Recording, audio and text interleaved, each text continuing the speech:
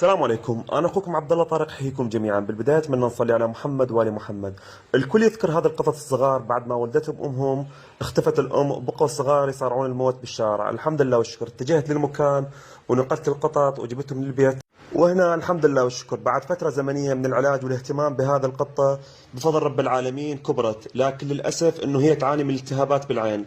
فهنا الحمد لله والشكر بديت أعالج عيونها من الالتهابات، وبدأت حالتها تتحسن بفضل رب العالمين. وبعد أكثر من شهر من العناية والاهتمام وتقديم العلاج لهذا الحلوة بفضل رب العالمين تحسنت حالتها وبدأت ترضع على حليب مع باقي الصغار. بعد ما كانت تصارع الموت بالشارع، لكن هنا صارت بصحة عالية وصارت بمكان آمن. وهنا بعد مرور أكثر من شهرين الحلوة تحسنت حالتها بعد ما كانت تعاني من التهاب بالعين، لكن بفضل رب العالمين تحسنت حالتها وصارت بصحة عالية وعيونها تعافت. كل هذا الشيء يرجع الفضل لرب العالمين اللي خلانا واللي قدرنا على إنقاذ هذه المخلوقات. في أمان الله.